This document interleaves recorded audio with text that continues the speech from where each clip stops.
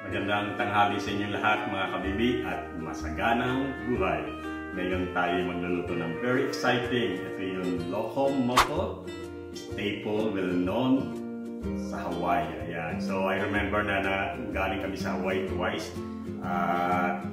Ang mga bata talagang hinahanap itong Loco Moco. No? So ito yung #1 na paborito ng bawat Hawaiian. I highly recommended yung Rainbow Ribbon. Nandun lang yan sa Oahu. Malapit lang yan. So, anyway, papakita ko sa inyo ang mga ingredients na ating gagamitin.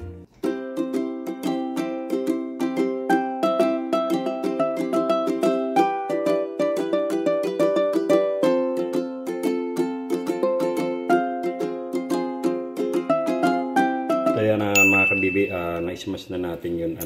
Maganda rito kasi sa talagang naka-mince siya, no? So ganda nitong na bill natin sa IKEA na sa pang garlic. So anyway, ayos na siya. Tapos meron tayo rito yung garlic, no? So yung onion, kailangan hiwain nyo siya ng mince din. Kasi para nandun yung lasa niya pero wala yung masyadong yung texture. Okay na siya. Yun na yung kinalabasan niya, no? Tapos itong ating mushroom, hiwain niya siya ng pagganito para makita yung details ng mushroom, yung design niya, no? So ayoko siya i-mince, kaya kakating ko lang siya ng dalawa. So maganda yun, makita yung texture din. Ayan, tapos na siya. Ito na siya, no? Tapos yung gagawin natin na pang garnish mamaya, ito yung green onion. Ayan. Hiwain nyo lang siya ng manipis para ayun na siya. Okay, so ngayon ang gagawin ko na mga kabibi ay magsasaing tayo, no? Ito yung rice, mga 3 cups na rice ang gamit natin. Ginamit ko ay ang sushi rice. Yan. Lagay nyo lang sa rice cooker. Yan, hugasan nyo lang yung rice ng 3 beses. So, ito na yung pangatlong beses na inanok na. Hugasan. Tapos, kasi nga, proud to be Filipino, I know how to do yung ganito, no? Ayan. So, yun yung tubig niya, ganun. So, lagyan lang natin siya ng coffee. Ayaw naman natin ng masyadong hard yung rice, so maganda sa Loco Moco yung medyo malambot yung rice. Lagyan lang natin sa rice cooker.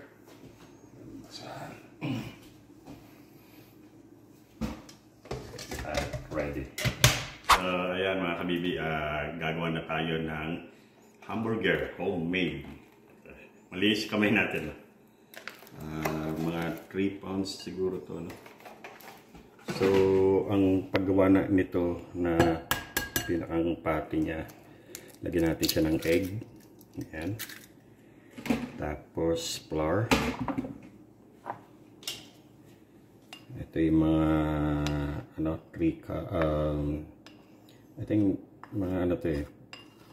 3 tablespoon ng flour. Tapos, lagyan natin siya ng cornstarch. Yan. Tapos ng cornstarch, lagyan natin siya ng chicken broth.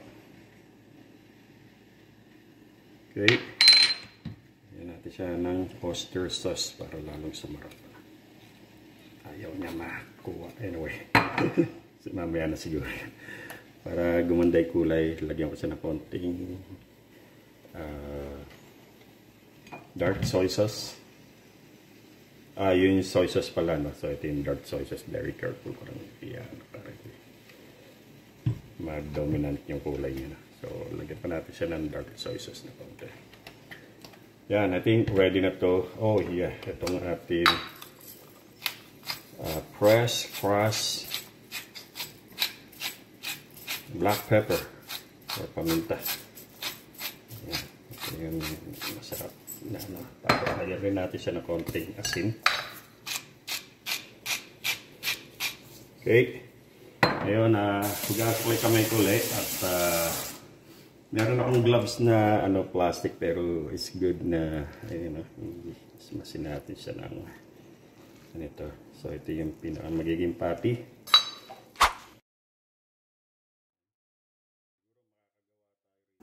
Yan mga kabibi, nagawa na natin yung nakagawa tayong mga 4 na, no.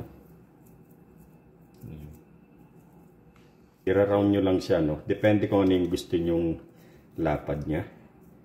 Kapag yung sobrang taba, mahirap siya maluto. Pero kung manipis naman, madali siyang madurog. So ayan, tapos na at ipiprito natin to. So ayan mga kabibi, gagawa na tayo ng gravy ng Loco Moco. Gumamit tayo dito ng butter. Add lang natin siya, no? Melt lang natin yung butter. So ayan, bumalik tayo at lagyan na natin yung garlic na natira.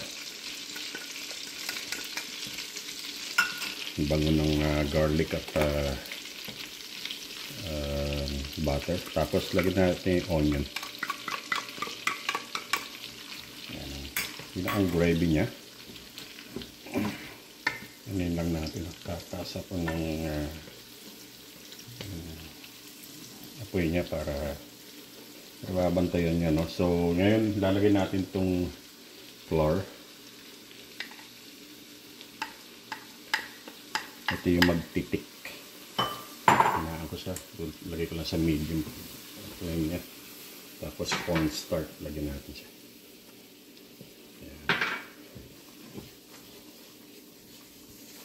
Ayan.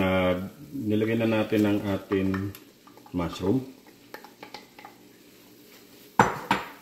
So, ganito yung masarap na paggawa ng gravy. Nilagay natin sa mataas na temperature.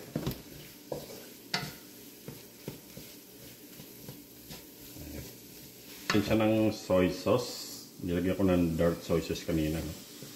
Pero yan, tapos lagyan na natin itong chicken beef broth. Yan. Tatansyahin natin kung gaano ka lapot ang gusto natin sa ating gravy. Tapos lagyan natin siya ng paminta, of course.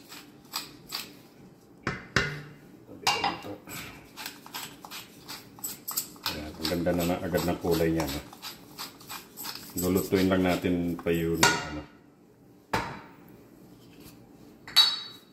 asin. Lagyan ko siya ng kaunting tubig.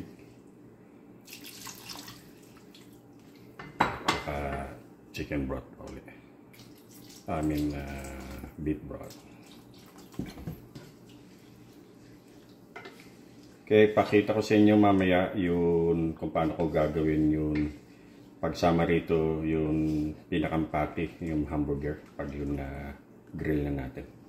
So yan mga kabibi, very exciting, no, yung paggawa ng Loco Moco. Nandito tayo sa kabilang site naman na magpiprito ng patty na ginawa natin.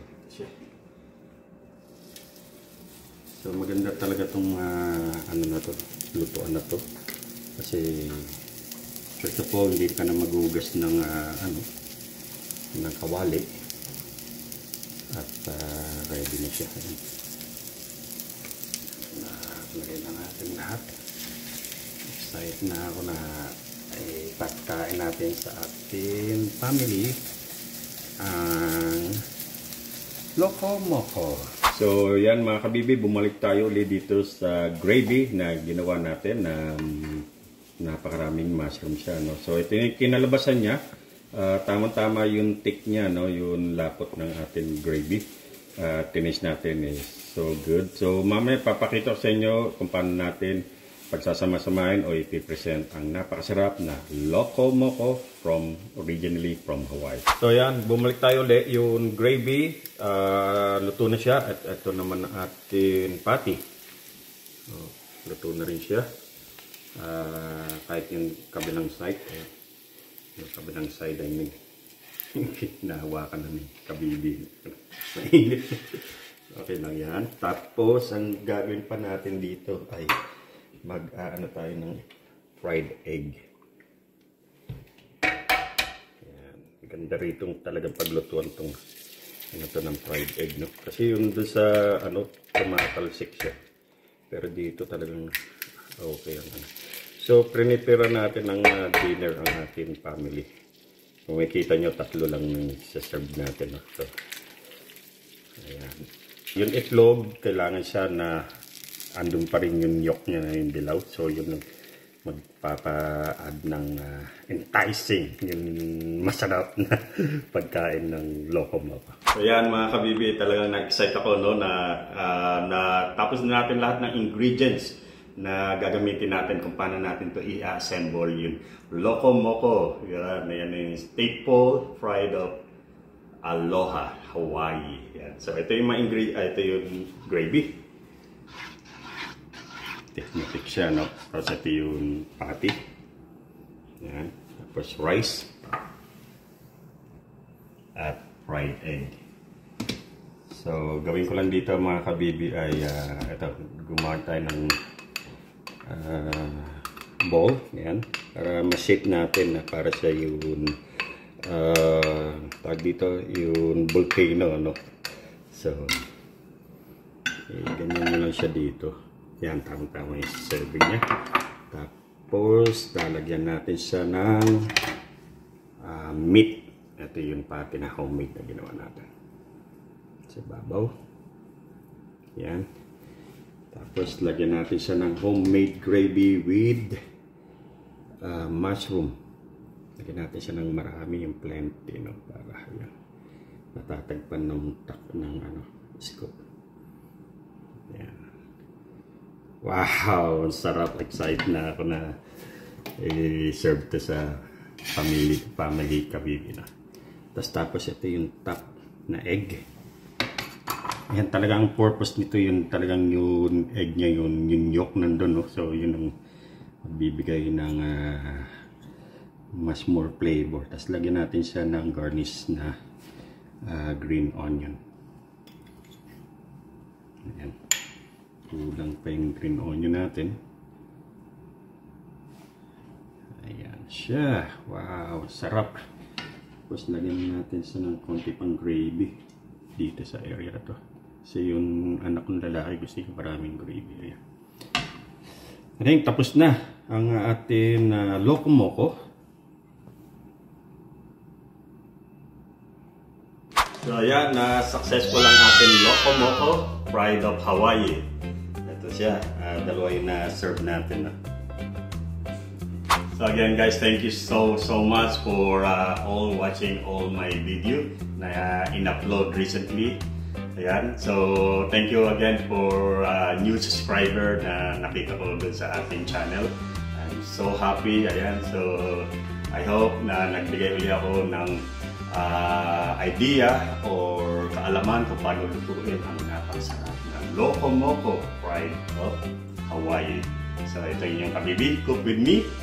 Kabibi, halika, magluluto tayo ng napakaraming pagkain Pilipino. Iyan sa kusina sa gazebo. Aloha, mahalo, mahal ko kayo lahat. Kita nyo, naka-t-shirt tayo ng Hawaii. Ayan. So, kita-kita tayo again sa next video. Bye for now and God bless you all.